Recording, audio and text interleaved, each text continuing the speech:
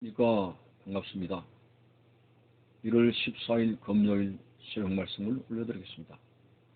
성경 말씀은 마태복음 25장 31절에서 40절까지입니다.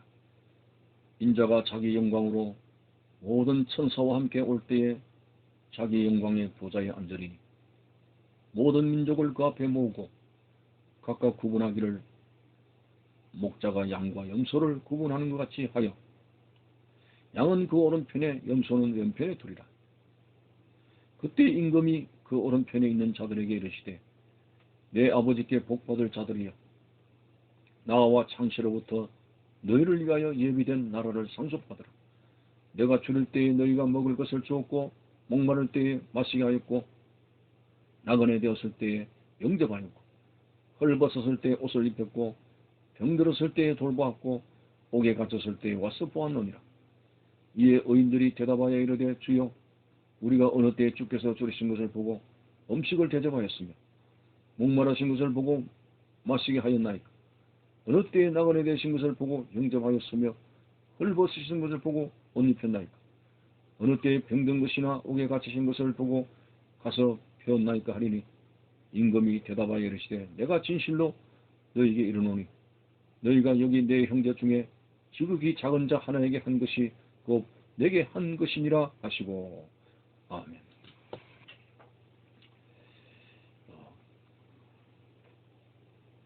오늘 본문의 말씀은 양과 염소의 비유입니다. 이것도 계속적으로 종말론적인 말씀입니다. 달란트의 비유, 멸천의 비유, 양과 염소의 비유 모두가 종말에 관한 말씀입니다.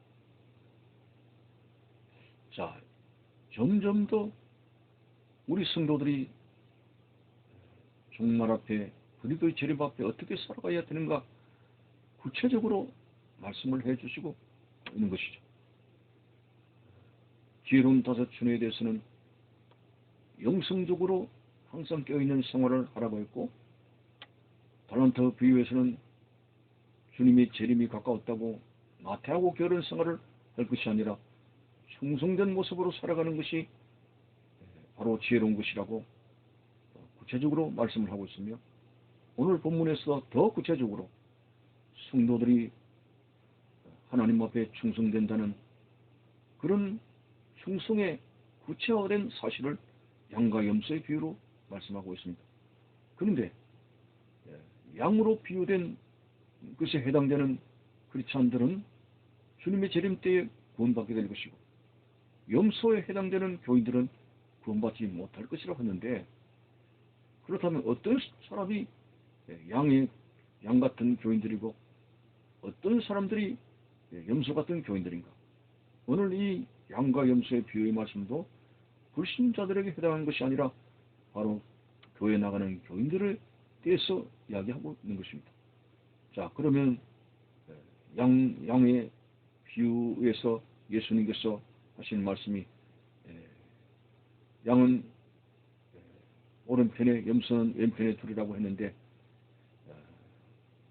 오늘 그 양의 무리들에게 아버지께 복을 받은 자들이요 창세로부터 너희를 위하여 예비된 나라를 상속받으라 하면서 내가 줄일 때에 너희가 먹을 것을 주었고 목마를 때에 마시게 하였고 나그네 되었을 때에 영접하였고 헐벗었을 때에 옷을 입혔고 병들었을 때에 돌보았고 옥에 갇혔을 때에 와서 보았느니라. 그래서 양으로 분류된 의인들이 깜짝 놀랍니다. 언제 임금이 줄였고 그리고 목이 말랐고 그리고 나그네가 되었었고 헐벗었고 병들었습니까? 언제 옥에 갇혔어서 우리가 돌아본 일이 없는데 왜 그런 말씀을 하십니까? 이거 과장된 거 아닙니까? 이렇게 항의를 하는 내용이 나옵니다. 그때에 그 해석에 대한 것이 양의 무리들에게 하시는 말씀이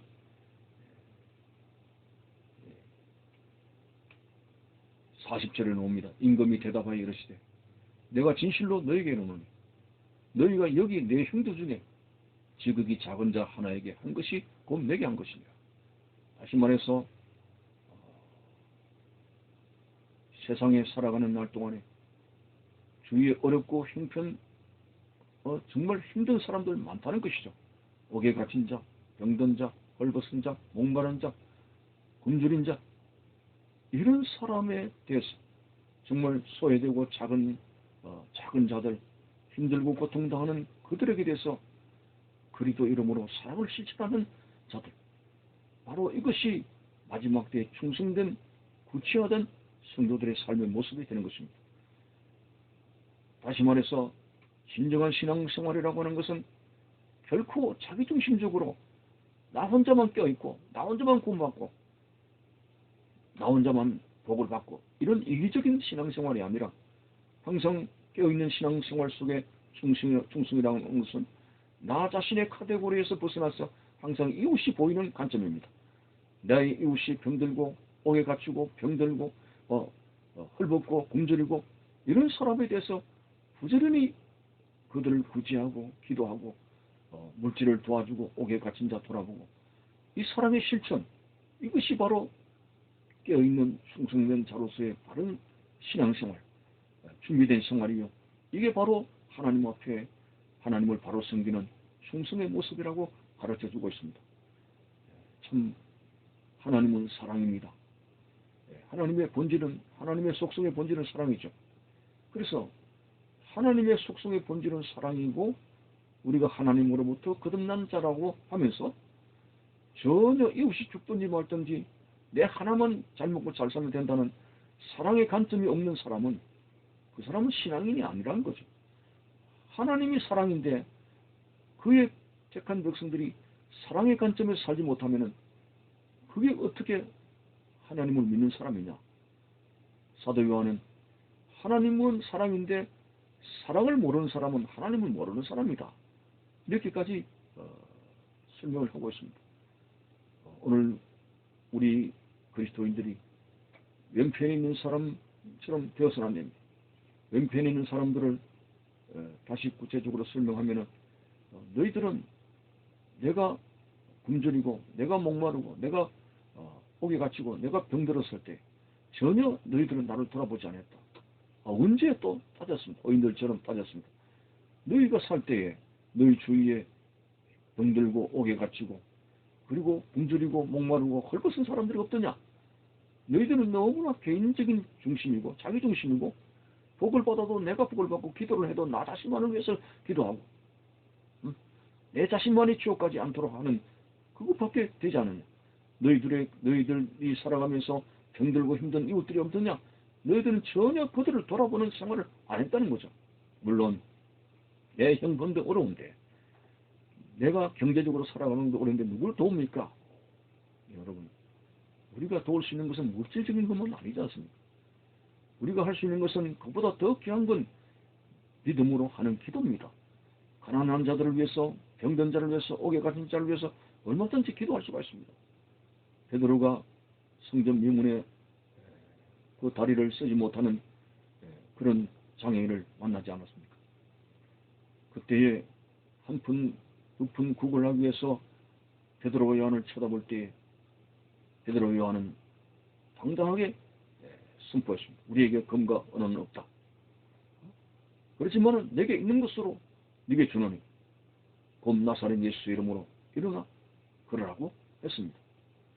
금과 은은 없다. 다시 말해서 내가 경제적으로 이렇게 빈약하고 내가 남을 도울 수 있는 여지가 안 되고 내 혼자도 목공무에 풀칠하기 어려운데 내가 누구를 도와주겠습니까? 금과 은은 없다. 이런 것이죠. 그렇다고 전혀 우리들이 사랑을 실천할 수 있는 것이 안 되느냐? 형편이 안 되느냐? 금과 은은 내게 없지만 우리에게 있는 것이 나사렛 예수의 이름입니다. 예수 이름으로 기도해 줄 수 있고 예수 이름으로 사랑의 마음을 줄 수 있고 이런 것들로도 얼마든지 더 금과 은보다도 더 위대한 하나님의 사랑의 실천을 할 수가 있게 되는 것입니다. 병든 자를 위해서 기도할 때 돈으로 치료하지 못하는 것을 주님 앞에 기도했을 때 그들이 질병이 고침받을 수 있는 이게 얼마나 그리스도인으로서 위대한 사랑의 실천이 되겠습니까? 참 이거는 무서운 말씀이 아닐 수가 없습니다. 오늘 어떤 면이 마지막 때에 충성된 모습으로 살아가느냐? 구체적인 말씀입니다. 양으로 부르된 사람처럼 오늘 우리 주위에 정말 소외된 사람들을 그리스도 이름으로 그들에게 사랑을 실천하게 될 때 이게 바로 예수님을 대접하는 예수님께 모든 걸 하는 것이라고 말씀하고 있습니다. 오늘 이것은 단순하게 사랑의 실천에 관한 말씀이 아니라 종말에 있어서 우리 그리스도인들이 어떻게 충성하고 어떻게 깨어있는 것인가 하는 것을 보여주고 있습니다. 나 혼자만이 열심히 기도합니다. 말씀 충만합니다. 은혜 충만합니다. 이것만이 내 중심으로 구원받겠다는 이것만이 준비된 생활이 아닙니다. 내가 받은 이 구원을 연약하고 배제된 여러 가지 소외된 사람들에게 복음을 전하고 그리고 그들에게 사랑을 실천하는 이런 나 외에 다른 사람에게까지 내 이웃을 향해서 이런 사랑의 실천을 하는 것이 주님 앞에 충성된 종의 모습이고 예수님을 맞이할 수 있는 준비된 생활이라고 하는 사실을 알고 여러분 내가 내 형편이 이렇게 힘든데 누구를 도와주겠느냐고 변명하지 마시고 내가 할 수 있는 것은 물질적인 것만 아니라 얼마든지 기도로 교회를 섬길 수 있고 기도로 믿음으로 말씀 충만으로 이 교회를 통해서 많은 사람을 구령사역에 협력할 수 있다는 사실 앞에서 사랑에 깨어있는 성도들 이것이 바로 마지막에 충성된 모습으로 살아가는 것인 줄 알고 이기적인 사람이 되지 말고 항상 사랑으로 실천할 수 있는 온전한 믿음을 가지고 살아가는 그래서 예수님을 맞이할 수 있는 준비하는 충성된 종들이 되시길 바라는 것입니다. 감사합니다.